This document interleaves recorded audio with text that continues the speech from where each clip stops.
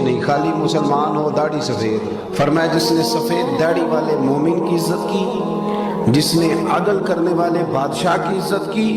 اور حضور فرماتے جس نے قرآن پاک کے عالم کی عزت کی، وہ سمجھے میں نے اپنے رب کا احترام۔ بسم اللہ الرحمن الرحیم۔ حزام بن خالد اپنے خاندان کے افراد کے ساتھ ایک سفر پر تھے کہ ایک رات انہوں نے خواب دیکھا کہ وہ ایک انتہائی خوبصورت سبز زبرجد کے موتیوں سے بنے ایک تخت پر بیٹھے ہیں۔ ان کے ہاتھ میں ایک نایاب موتی ہے جس کو وہ پلٹ پلٹ کر دیکھ رہے ہیں۔ اتنی دیر میں ایک مرد گھڑ سوار آتا ہے اور ان کے پاس آ کر پوچھتا ہے، اے حزام بن خالد، کیا اس موتی کو مجھے بیچو گے؟ حزام بن خالد کہتے ہیں، مجھے اس موتی کی قیمت کا ہی علم نہیں، آپ بتاؤ اس موتی کو کتنے میں خریدو گے؟ گھڑ سوار کہتا ہے، میں بھی تمہاری طرح اس کی قیمت سے ناآشنا ہوں اور مجھے یہ موتی ویسے بھی نایاب ہی لگتا ہے، اس لیے اگر تم مجھے یہ موتی دے دو تو اس کے بدلے میں تمہیں ہمیشہ کی سرداری، مقام و منزلت، شرف و برکت کی ضمانت دیتا ہوں۔ حزام کہتے ہیں کہ میں نے خواب میں اس موتی کو اس گھڑ سوار کے حوالے کر دیا اور سرداری و شرف اور مقام و منزلت کو قبول کیا۔ اتنی دیر میں میری آنکھ کھل گئی۔ حزام بن خالد نے یہ خواب اپنے قبیلہ بنی کلاب کے معززین کو سنایا تو انہوں نے یہ تعبیر بتائی کہ جلد ہی تمہاری بیٹی جو کہ ہمارے قبیلہ بنو کلاب کا نایاب موتی ہے، اس کے لیے انتہائی متبرک و عظیم شخصیت کا رشتہ آئے گا جس کے باعث تمہیں شرف و عزت اور ہمیشگی کی سرداری نصیب ہوگی۔ حزام بن خالد سفر سے واپس لوٹے تو اس سے اگلے ہی دن حضرت عقیل بن ابو طالب بنو کلاب میں مہمان بن کر آ گئے۔ ناظرین گرامی، عرب میں یہ روایت تھی کہ جب بھی کسی بھی قبیلہ میں کوئی مہمان آتا تو وہ 2 دن تک اس کی خوب مہمان نوازی کرتے اور خوب خدمت کی جاتی، پھر تیسرے دن اس کی آمد کا سبب دریافت کیا جاتا۔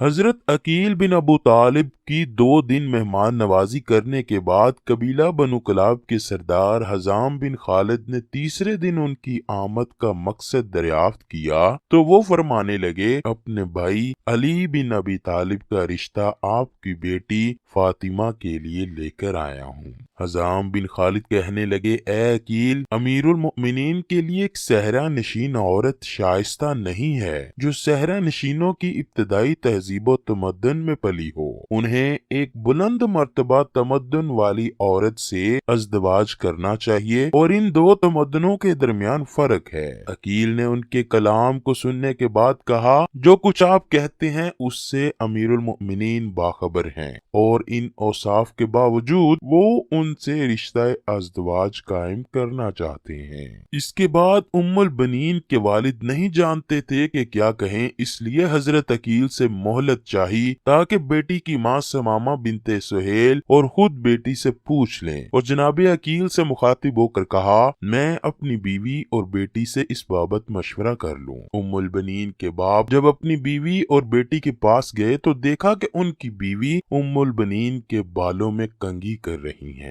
حزام بن خالد کمرے میں داخل ہوئے اور ان سے حضرت علی کو قبول کرنے کے بارے میں سوال کیا اور کہا، کیا تم ہماری بیٹی کو امیر المؤمنین کی شریک حیات بننے کے لائق جانتی ہو؟ جان لو کہ ان کا گھر مرکز علم و حکمت اور آداب کا گھر ہے۔ اگر تم اپنی بیٹی کو اس گھر کی خادمہ بننے کے لائق جانتی ہو تو ہم اس رشتے کو قبول کر لیں گے، اور اگر اس کے لائق نہیں جانتی ہو تو انکار کر دیں گے۔ ناظرین گرامی، حضرت عقیل علم الانساب کے ماہر تھے، اس لیے دختر رسول حضرت طیبہ طاہرہ فاطمہ سلام اللہ علیہا کے بعد جب حضرت علی شیر خدا نے محسوس کیا کہ بچوں کی دیکھ بھال اور گھرداری کے امور کے لیے ایک عورت کی ضرورت ہے تو آپ نے اپنے ماہر انصاف بھائی حضرت عقیل کو فرمایا، میرے لیے ایک ایسی عورت کا انتخاب کیجئے جو شجاع اور دلیر مرد عربوں کی نسل سے ہو تاکہ میں اس کے ساتھ شادی کروں اور وہ میرے لیے ایک بہادر اور شاہسوار بیٹے کو جنم دے۔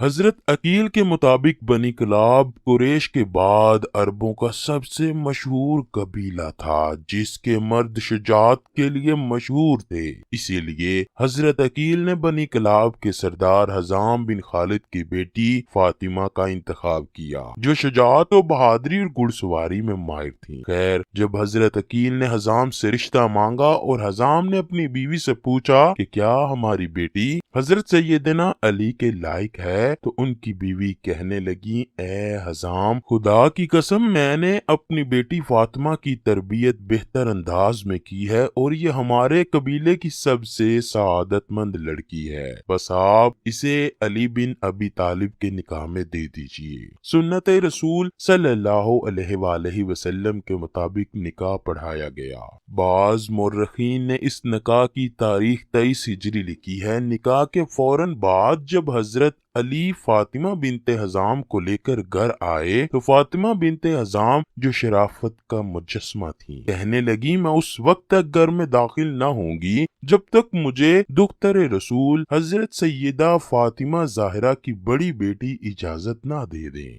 حضرت حسنین کریمین کو ماں کی یاد ستانے لگی تو ان کی آنکھیں آنسوؤں سے چھلک پڑیں۔ جب فاطمہ بنت حزام نے گھر میں قدم رکھا تو اس وقت حسن و حسین کو بخار تھا اور فاطمہ بنت حزام نے اپنی شادی کی پہلی رات جنت کے سرداروں پر وار دی اور ساری رات ان کی خدمت میں گزاری، اور آپ کے منہ سے مسلسل یہ الفاظ نکلتے رہے، میں فاطمہ نہیں بلکہ میں تو فاطمہ زہرا کی اولاد کی کنیز ہوں۔ حضرت علی شیر خدا جب بھی فاطمہ بنت حزام کو آواز دیتے تو حضرت امام حسن و حسین کی آنکھیں اپنی والدہ کو یاد کر کے غمگین ہو جاتی، اسی لیے فاطمہ بنت حزام کہنے لگی کہ آپ مجھے کنیز فاطمہ کہہ کر پکارا کریں تاکہ بچوں کو اپنی والدہ کی یاد نہ ستائے۔ اللہ پاک نے حضرت علی شیر خدا اور فاطمہ بنت حزام کے بطن سے 4 بہادر سپوت پیدا فرمائے، جن کے نام حضرت عباس،